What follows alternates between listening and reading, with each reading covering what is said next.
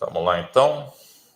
Nosso tema de hoje aqui, literatura sobre desenvolvimento e violência racial, indo do romance de 1930 até o álbum Sobrevivendo no Inferno, do grupo de rap brasileiro Racionais MCs, né? Eu vou fazer, quando eu chegar na parte ali dos Racionais, eu vou fazer um aspecto mais introdutório, né, sobre os temas do álbum, e depois eu vou compartilhar com vocês, eu vou fazer um texto aqui para vocês e vou subir no Moodle, colocando as análises das letras, tá? Se possível, eu faço até um vídeo com isso, né, junto com o texto, certo? Olha só, existe uma tradição, né? Então, esse título que eu dei é porque a gente pode pensar em uma tradição dentro da literatura da arte brasileira, né? Que ela é uma tradição do reconhecimento do nosso lugar como país, daquele que foi o nosso lugar histórico como país. Porque nós podemos ter uma visão do Brasil que ela é mais utópica, que ela é mais idealizada, ou seja, o que o país não é, mas poderia ser, e uma visão que parte de uma análise mais direta, apurada, realista diante dos acontecimentos reais, que seria uma visão do país como ele é, né? Ou seja, reconhecendo os problemas que existem, porque como diriam, né, alguns por aí, o primeiro passo para você resolver problemas é reconhecer que eles existem, né? Se você não reconhece que o problema existe, como que você vai resolvê-lo?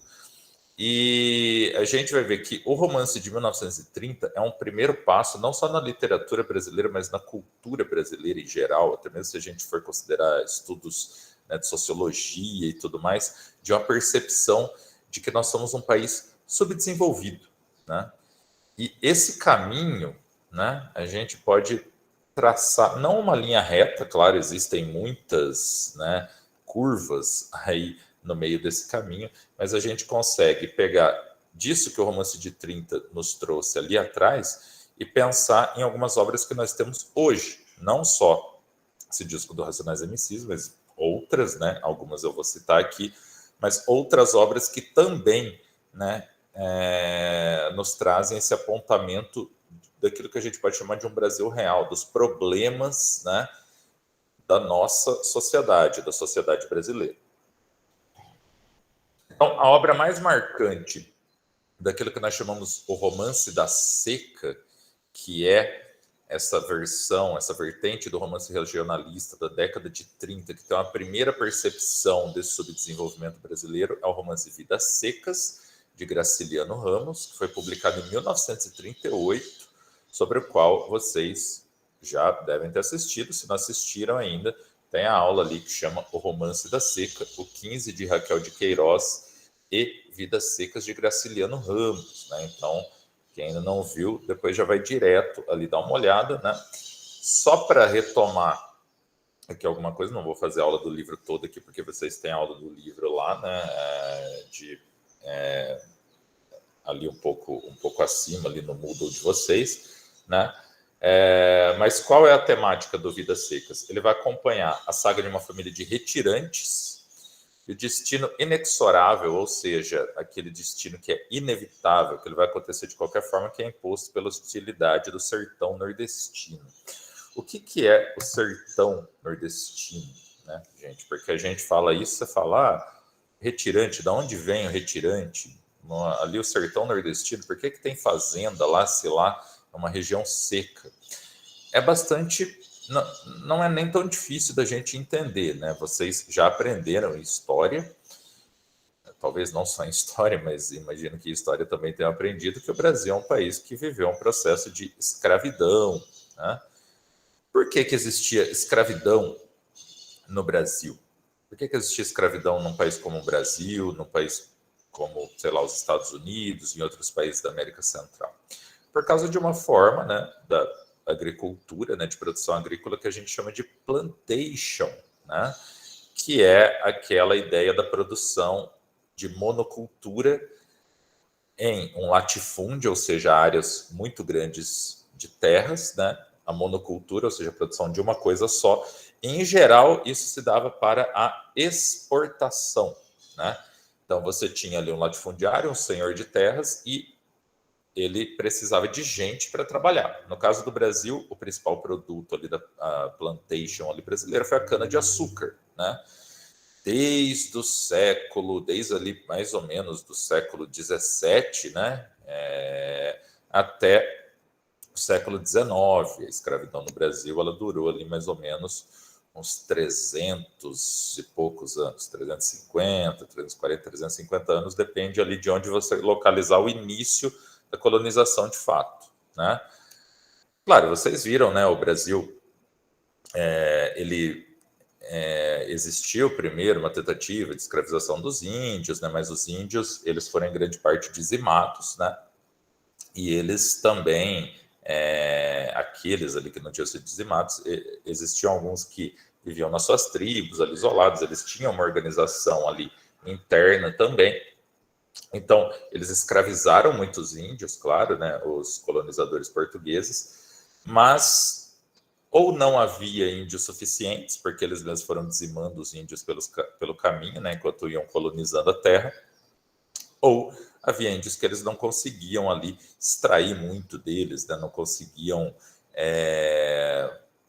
ou acessar a tribo onde eles estavam, enfim, a escravidão dos indígenas, ela existiu, mas ela não foi o modelo predominante. Também porque a Igreja Católica, né, que ela, vocês lembram lá de quando a gente estudou o período barroco, né, a Igreja Católica que fincou pés nas colônias espanholas e portuguesas, né, nesse período ali do século XVI, XVII, até para espalhar a fé católica, né, para outros lugares que não a Europa, por causa que a fé católica perdeu um pouco da sua força por conta da reforma protestante.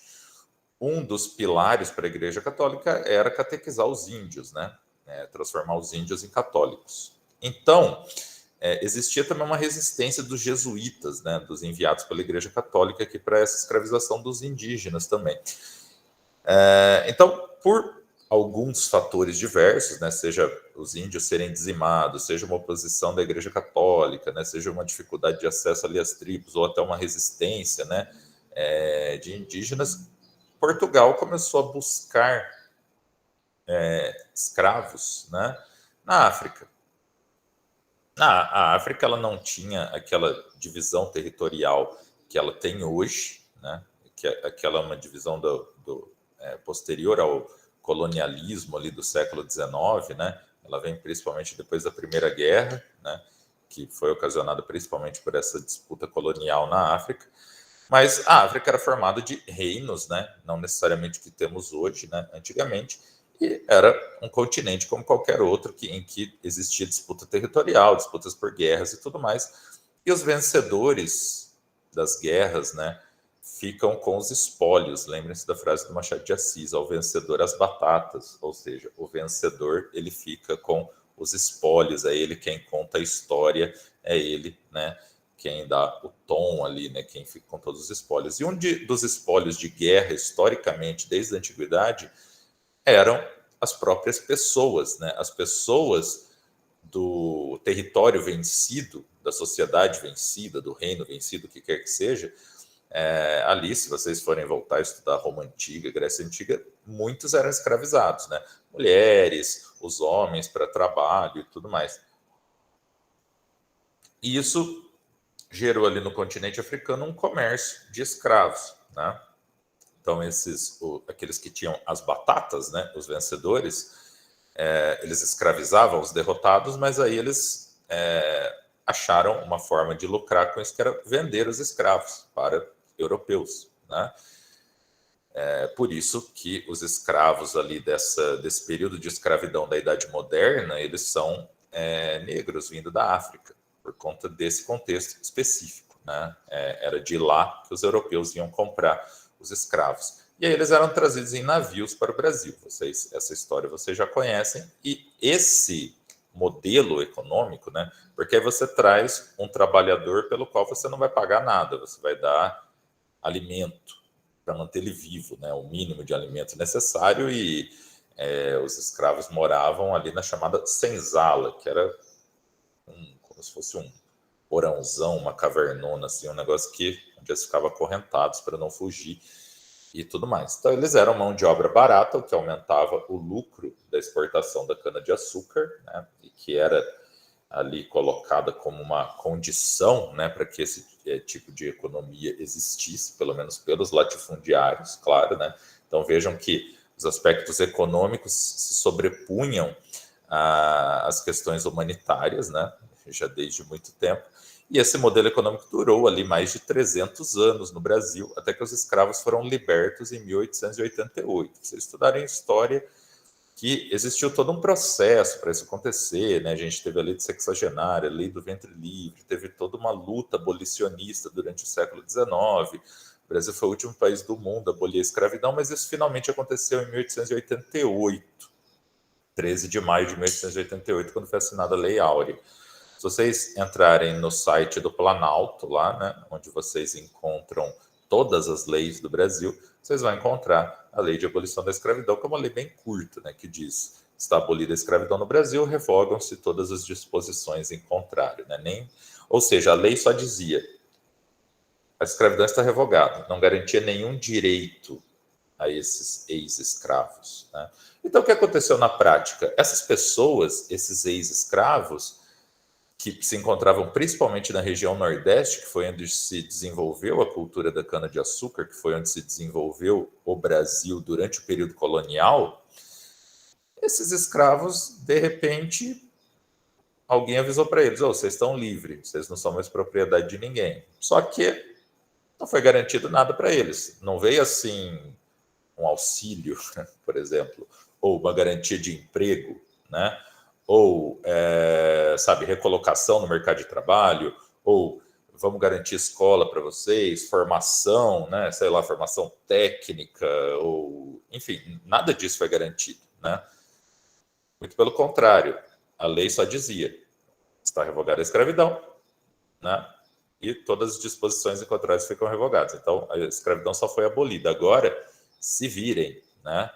Talvez existisse uma esperança de que eles pegassem e voltassem para a África, mas, assim, nesse período, já tinha passado 300 anos, boa parte dos escravos brasileiros, ex-escravos agora no caso, eram filhos, netos de escravos, tinham nascido no Brasil, eram brasileiros, na verdade. O tráfico de escravos já tinha acabado muito tempo antes. Então, eles iam voltar para onde?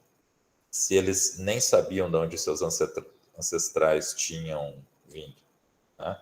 Seria a mesma coisa que alguém aqui virasse para mim e falasse: ah, professor, os meus, sei lá, antepassados chegaram no Brasil em 1850, eles vieram da Polônia, né?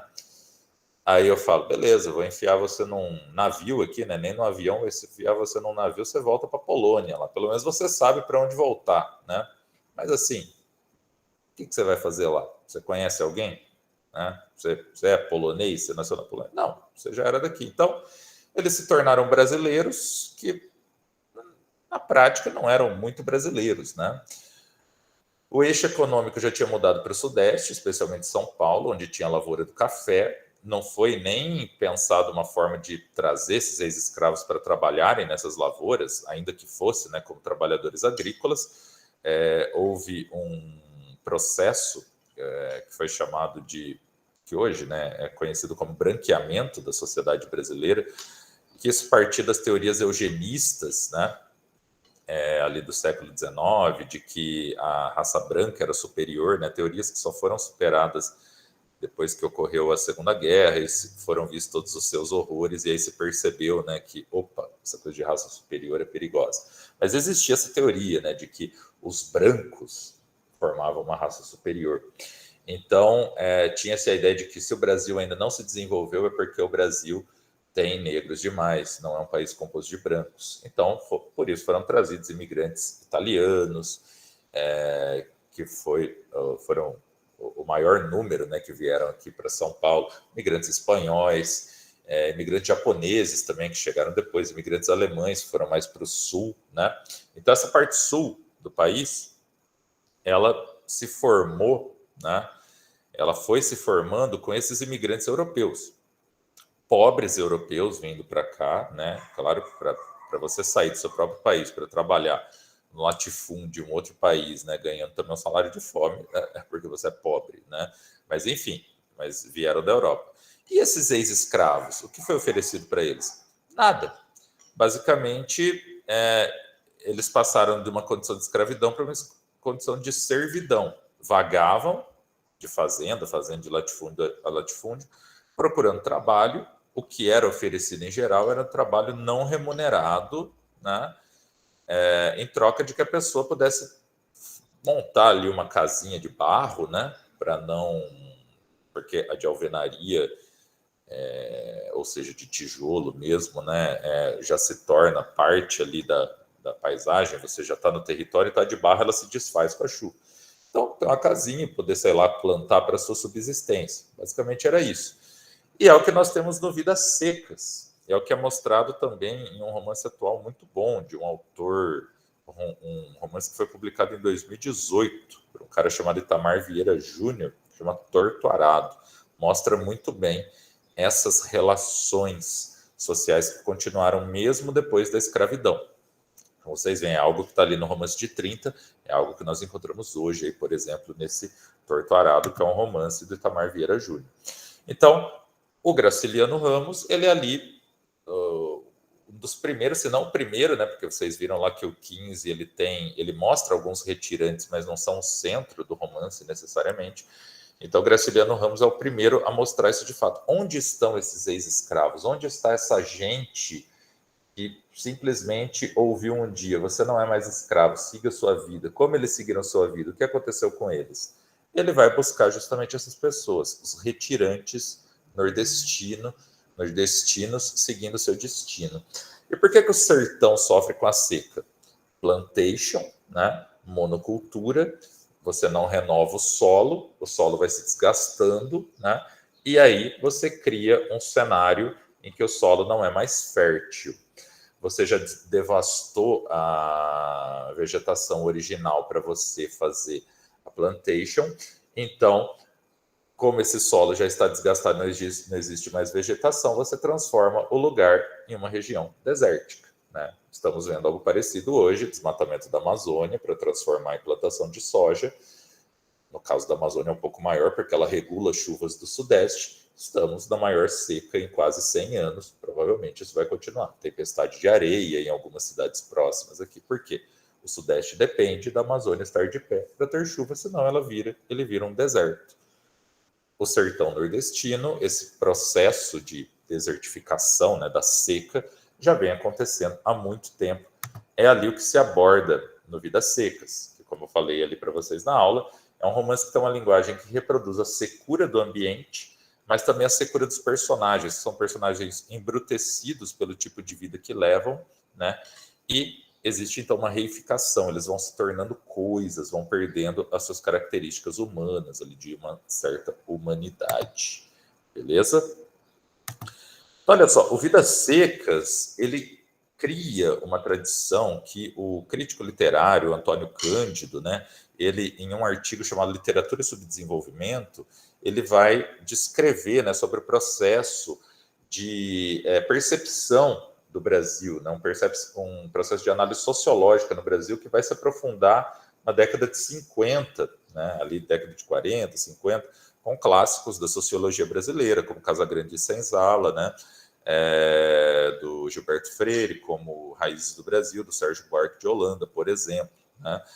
Mas ele mostra que no romance de 1930, essa percepção já vai estar presente. Qual é a percepção? A de que existem dois momentos diferentes ali, numa visão, numa noção do Brasil de si próprio. Existe uma visão que ela vem desde o descobrimento, mas que ela se intensifica com a independência, e ela vai até mais ou menos no final da Primeira República, que é a noção do país novo. Qual que é a noção do país novo? É uma pujança que ela é virtual, ou seja, ela só existe ali na imaginação, né? Ela não existe na realidade. E uma grandeza que ainda vai se realizar. Então, uma visão utópica. Por que existe essa utopia? Porque o lugar onde está o Brasil, o território, é o lugar de uma natureza. Primeiro, é um território gigantesco, de uma natureza pujante, né? Ou seja, muitas matas, muitos recursos naturais, muitos rios, né?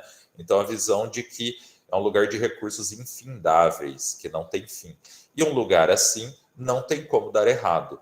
Essa é a visão, a noção do país novo. Então, a visão de pátria desse período, ali século XIX até o início, os primeiros 30 anos do século XX, é uma noção de que a terra é bela e a pátria é grande, né? O Brasil é o país do futuro. Daí vem essa noção que muitos ainda abraçam, né? De que o Brasil naturalmente será o país do futuro, ou seria o país do futuro. É só você deixar a natureza tomar seu curso, não precisa haver nenhuma ação, né? Essa é uma visão que a gente vai encontrar ali nos românticos, né? Até nos autores românticos, especialmente da primeira geração, e nas pessoas que pensam o país ali no século XIX, né? Nós temos abolicionistas, né? As pessoas contra a escravidão nessa época, mas é sempre uma visão, né? Por exemplo, libertando os escravos, todos sendo livres, tudo mais, aí o país ele vai ser maravilhoso. É como se isso fosse acontecer naturalmente, por geração espontânea. Ali no século XX, a partir da década de 30, nós começamos a ter uma noção do subdesenvolvimento da nação, né? O que é um país subdesenvolvido, né? Primeiro, isso nos traz uma consciência de que esse gigantismo, essa ideia da pátria grande, não passa de uma ilusão, que é uma compensação. Uma compensação do quê? Dos nossos problemas, como a escravidão, como a miséria. Problemas que os autores realistas, por exemplo, mostravam em livros como Curtiço. Machado de Assis mostrava muito isso nos seus romances, né? As questões sociais brasileiras ali, a hipocrisia, né? Aquela questão do compadrio, tudo mais, mas a ideia do gigantismo, a utopia, era uma ilusão compensadora, né? De que, olha, esse país em algum momento vai virar, é o país novo.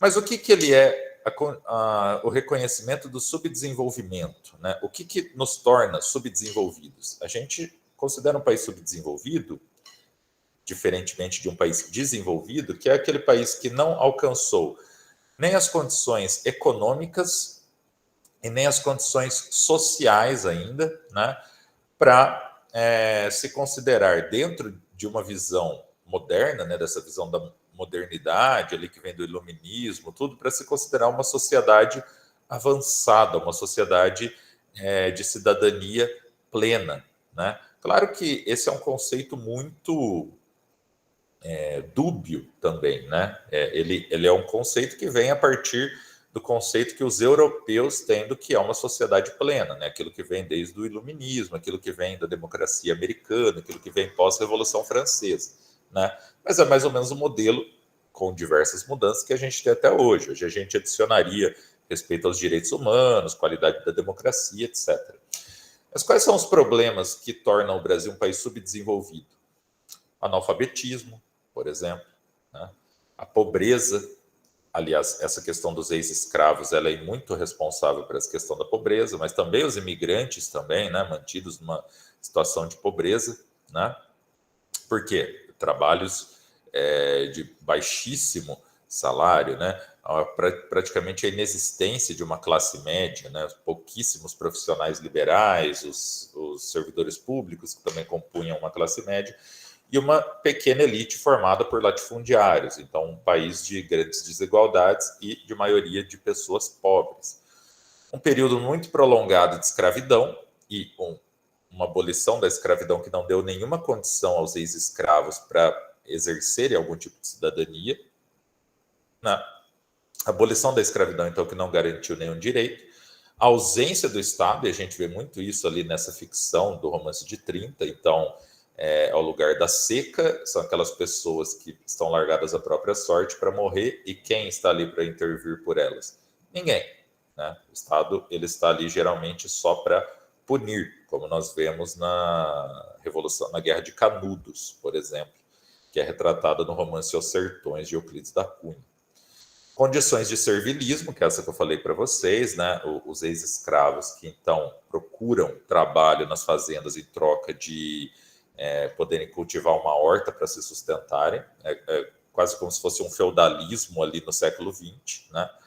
Um capitalismo atrasado, então uma economia ainda agrária, baseada em latifúndios, uma industrialização que ainda estava no início, mas que também é uma industrialização muito precária. O Brasil só se industrializa no período Getúlio Vargas, né? Só compõe uma indústria de base ali na década de 40, né? Que Getúlio Vargas exige, como em troca do apoio do Brasil aos Estados Unidos na Segunda Guerra, enfim, como moeda de troca, que os Estados Unidos financiem, né, ajudem a financiar o início da indústria de base brasileira. Aí surge Petrobras, Vale do Rio Doce, né, entre outras, e uma política de compadrio das elites. Então nós temos uma democracia não bem consolidada, lembrem-se do voto de Cabresto, né? E nessa condição nós temos a população negra, os ex-escravos, os filhos de escravos, os netos de escravos, os netos dos escravos libertos, né, aqueles que continuaram numa condição servil, que em sua maioria moravam no Nordeste, que migraram do Nordeste para o Sul, né, para o Sudeste, em busca de melhores condições, ou que continuaram no Nordeste a própria sorte, né? Enfim, essa que constitui a população negra no Brasil, a maioria da população brasileira. De todos os africanos que foram transportados para as Américas, para todos os lugares onde houve a escravidão, Brasil, Estados Unidos, Haiti, né, outros lugares ali da América Central, enfim, onde existia essa cultura agrária, principalmente, né? Então, de todos os africanos que foram transportados através do tráfico atlântico, do século XVI até o século XIX, 40% deles, 40% de todos os africanos transportados para as Américas foram transportados para o Brasil, né? O último censo populacional foi realizado em 2010, era para ter sido feito outro em 2020, mas não foi feito, foi por causa da pandemia. Agora esse ano era para ter feito, mas o governo disse que não tem dinheiro, não quer fazer, né? Então o último foi em 2010, né? A população negra, que é a população preta e parda, constitui hoje cerca de 51% da população total do Brasil, ou seja, 100 milhões de brasileiros e brasileiras em termos absolutos, né? Talvez hoje seja até mais, a população provavelmente cresceu. Isso faz do Brasil o maior país de população negra das Américas. E mesmo em relação à África, se a gente pensar a África negra, que é aquela África subsaariana, né, ali abaixo do deserto do Saara, né, aquela parte de cima é a África muçulmana, né, então ela é mais constituída de árabes. Então, a África negra, o Brasil só tem uma população negra menor do que a Nigéria, porque a Nigéria é um país de 140, 150 milhões de habitantes, é um país gigantesco também. De resto, o Brasil, então, ele tem a segunda maior população negra do mundo, né, se a gente for pensar nesses dados. Aí. O doutor em antropologia pela USP, Cabelo Munanga, né, ele diz o seguinte, que se depois da Lei Áurea, que é a lei que libertou os escravos, que foi assinada em 13 de maio de 1888, o Brasil oficial, ou seja, o Estado, tivesse iniciado um processo de inclusão dos ex-escravos africanos e dos seus descendentes, e tivesse colocado essas pessoas no mercado de trabalho capitalista nascente, certamente a situação do negro em 2018 seria muito diferente em termos de inclusão social. Mas a gente sabe que não é isso que aconteceu, tá? Antes, então, de falar mesmo sobre os racionais, né, eu trago aqui alguns autores, já estamos na aula de literatura, apesar que eu trouxe muita coisa aí da sociedade brasileira, da história brasileira para vocês, mas alguns autores para a gente entender a questão do negro na literatura, né? A questão do negro no Brasil. São autores negros, né? Então, a Maria Firmina dos Reis, que foi a primeira ali, autora negra mesmo, coloquei a obra de referência de cada um deles, né? Então, por exemplo, dela, Romance Úrsula, Luiz Gama, que foi um abolicionista, né, ali no século XIX, um livro de poemas, Primeiras Trovas Burlescas de Getulino, né? Tem um dos poemas lá que fala sobre a questão da escravidão. Castro Alves, que escreveu um livro de poemas sobre a escravidão, né, o Navio Negreiro. Marquei aqui Machado de Assis, Cruz e Souza e Lima Barreto. São autores que não abordam tanto a questão do negro no Brasil, mas são autores negros. O Lima Barreto, inclusive, por muito tempo, né, sofreu ali racismo, sempre foi considerado um escritor menor por conta disso. Machado de Assis aborda com muita sutileza a questão da escravidão, mas sem ser tão direto assim.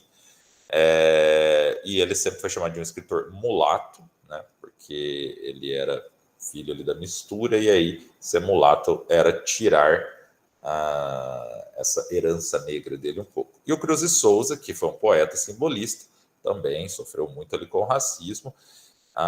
Existe muito uma presença desse ressentimento quanto ao racismo na poesia dele, mas não um fator assim mesmo de luta ali negra.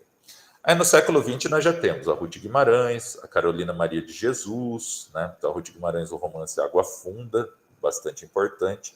Carolina Maria de Jesus, esse romance Água Funda da década de 40. O Quarto de Despejo, né, da Carolina Maria de Jesus, que é da década ali de 1960. Conceição Evaristo, que ainda está viva, né? Uma obra importante dela é o Ponciá Vicêncio, ali da década de 90. Aline França também está viva, uma obra importante dela, Mulher de Aleduma, ali da década de 80. E três mais atuais, o Ferrez, né, que escreve sobre a periferia de São Paulo, né, morador ali do Capão Redondo, escreveu o livro Capão Pecado, justamente sobre essa vida na periferia. É um livro ali também, acho que fim dos anos 90, mas eu não me lembro exatamente a data, tá, desse romance. Giovanni Martins, que é um escritor bem jovem até, né, escritor ali fazendo 30 anos agora, o livro de contos O Sol na Cabeça. Esse é um cara ali cresceu em comunidade no Rio de Janeiro, favelas que foram formadas também ali, né, os ex-escravos abandonados pelo Estado que foram para os morros, né, e fizeram moradias ali, enfim, instáveis, provisórias, precárias, e existem até hoje as favelas, como vocês sabem, né? O Giovanni Martins é um cara da favela escrevendo sobre a favela.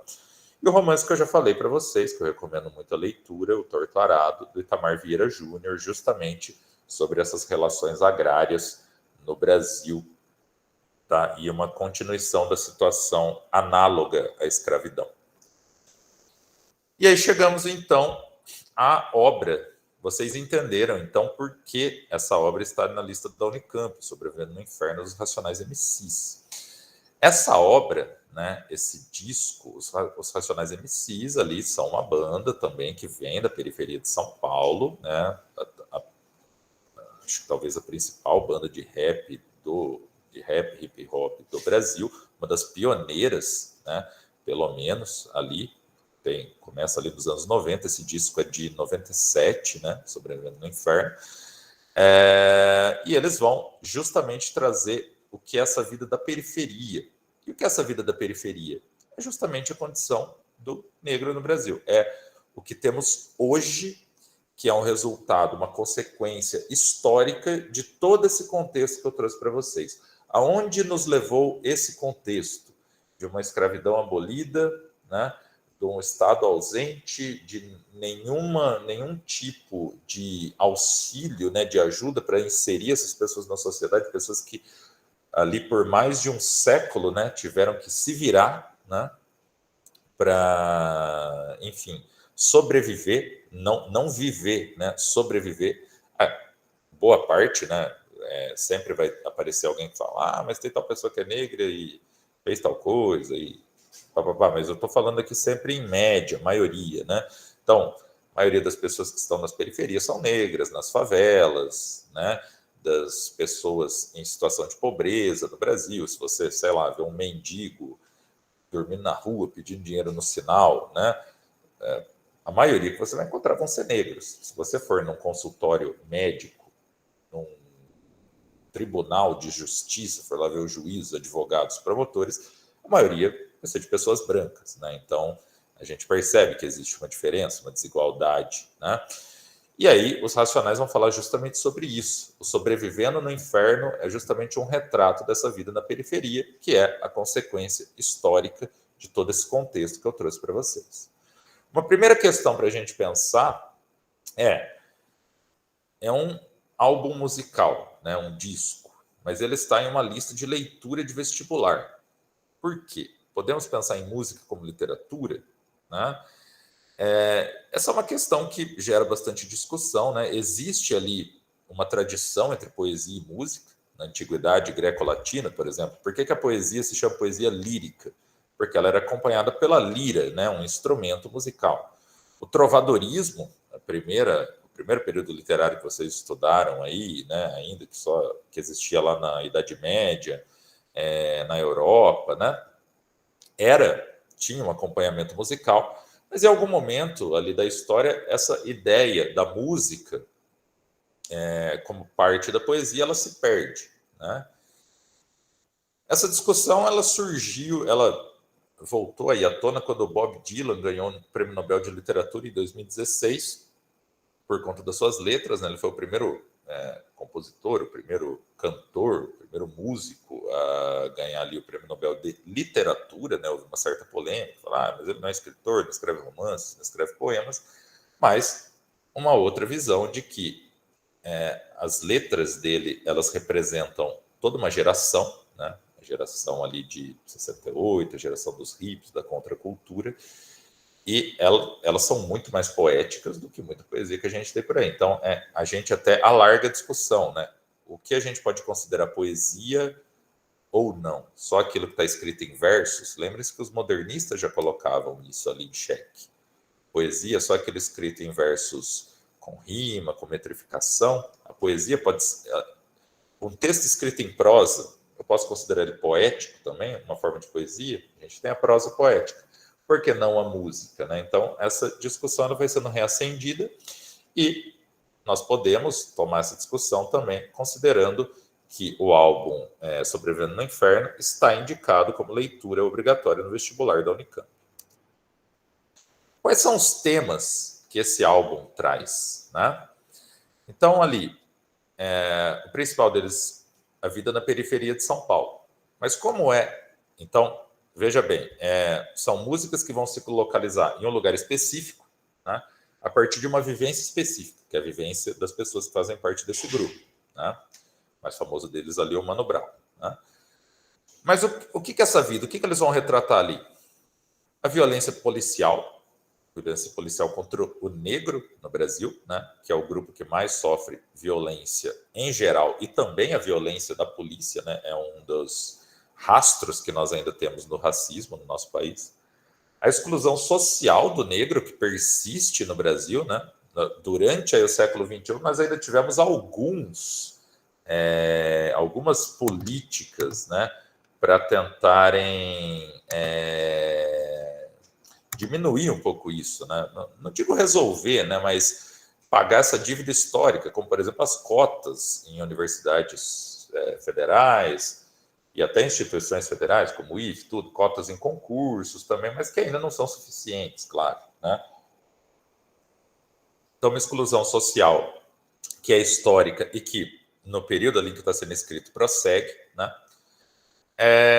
E aí, essa exclusão que gera a presença da criminalidade. Né? O crime, então, se aproveita da ausência do Estado para tomar conta daquele lugar, né? Da vida daquelas pessoas, para trazê-las para si. Então, como uma herança da desigualdade que foi ocasionada ali pela escravidão, por essas pessoas ali abandonadas à própria sorte, a criminalidade ela entra como uma opção de sobreviver, de subir na vida. Então, ele vai falar sobre a violência policial, a exclusão social, o sistema penitenciário, como a gente vai ter ali no Diário de um Detento, né, que é sobre a história do massacre do Carandiru, que, na verdade, esse massacre levou ao surgimento do PCC logo depois, né, que hoje é a maior facção criminosa no Brasil. Então, nós vemos que mais uma consequência histórica, aí no caso, né, dessa ideia do bandido bom é bandido morto. Presença do tráfico de drogas e ausência do Estado nas periferias. Esse álbum é de 97, até hoje isso é um problema, né? O Brasil é um país que tem mais ou menos 60 mil assassinatos por ano, né? Desses 60 mil assassinatos, mais de 70% é de jovens negros da periferia, e os especialistas mostram que boa parte, quer dizer, quase todos esses assassinatos estão relacionados ao tráfico de drogas. seja a controle de território, seja a rixa entre grupos rivais, seja por balas perdidas, seja por conta da violência policial, né? Enfim, e a imensa maioria é de negros, né? Apesar da gente ver os programas policiais que tentam nos vender a ideia de que se, sei lá, um sujeito branco que mora num bairro de classe média e tudo mais, ele vai sair para a rua e pode ser morto a qualquer momento, é muito mais difícil isso acontecer do que se você for um jovem negro vivendo em uma região periférica, sei lá, da zona leste de São Paulo, da zona norte de São Paulo, uma favela carioca, principalmente das grandes cidades, né? Apesar de nas cidades médias esse fenômeno já está presente também, numa esfera menor, mas presente também. E nós vamos encontrar também referências bíblicas, fazendo a referência a essa questão da religiosidade brasileira e nas periferias. Isso é uma questão muito importante também, né? Depois eu vou trazer algumas letras, tudo, eu vou até fazer essa análise mais pormenorizada com vocês, mas no livro que eu falei, o Torturado, isso está presente também, né? O que acontece? Os negros vieram da África e eles trouxeram com eles suas formas religiosas sincréticas, né? Ou seja, que são uma mistura, que se misturaram com o catolicismo daqui, e acabaram virando algo que a gente conhece ali, né, grosso modo, como candomblé ou umbanda, né? E hoje em dia existe muito um avanço de muitas igrejas evangélicas também nesses bairros periféricos, né? Não só nos bairros periféricos, mas também neles, né? Foram muito ali do início do crescimento dessas igrejas evangélicas, né? O que elas fizeram nesse caso? Elas também foram ali usar um espaço de ausência do Estado, né? O Estado que deixa essas pessoas à própria sorte. Então, alguém ocupa o espaço. Onde você tem um vácuo, esse espaço é ocupado por alguém. E aí, muito dessa religiosidade desses descendentes de africanos, das populações negras, tudo, ela vai sendo apagada historicamente, né? Por essa, né, nova presença, já vem de algumas décadas, mas a gente pode considerar nova historicamente, né, de uma nova religiosidade ali das populações negras, que é esse avanço ali das denominações evangélicas, né, das diversas denominações, chegando às periferias, cumprindo também, né, ocupando um espaço de ausência do Estado, né? Então, também vem aí como uma herança dessa desigualdade, né? Então, nós temos dois lados aí que são apresentados, né? É o lado do crime, que seria um lado que só tem aí os aspectos negativos, né, de violência, tudo que estão presentes por conta dessa exclusão, dessa desigualdade, ocupando esse espaço de ausência do Estado, e um espaço que seria ali um espaço mais de salvação, que tem os seus problemas também, como eu disse, por exemplo, o apagamento, né, dessas religiões originárias, tradicionais, mas que seria um outro espaço de apego para não cair nesse mundo do crime, por exemplo, né? Sei lá, só para apresentar para vocês como isso funcionaria. Hoje, um preso, alguém que está no sistema prisional, e ele não faz parte ali do PCC, vamos dizer, ele quer sair do PCC, só é permitido ele sair se ele se ele abraçar a religião, por exemplo. Então, a gente vê que é como se essa vida de classe média, essa vida da existência de uma constituição, de leis, né, ou seja, de um Estado, ela estivesse ausente e existissem ali leis próprias de dois polos que estão em conflito, né, que é o da criminalidade e, por isso que eu falei aqui das referências bíblicas, e esse polo da religiosidade, que seria uma única forma ali, ou uma das formas de escape, né? E dentro disso nós temos o contexto dessas pessoas que vivem, são obrigadas a viver dentro dessa realidade. Daí o título, Sobrevivendo no Inferno, né? Até em contradição com as referências bíblicas, né? Que é o quê? É como se fosse uma forma mínima de salvação dentro desse inferno, certo? Então, é isso, como aí uma questão inicial. Depois falta eu passar para vocês, então, para a gente ver mais especificamente algumas letras e também alguns exercícios, né? Para vocês, porque eu só trouxe aqui os temas, né? Faltou a gente ir no texto em si, que aí seria nas letras. Eu faço um texto falando isso e gravo um vídeo também, beleza?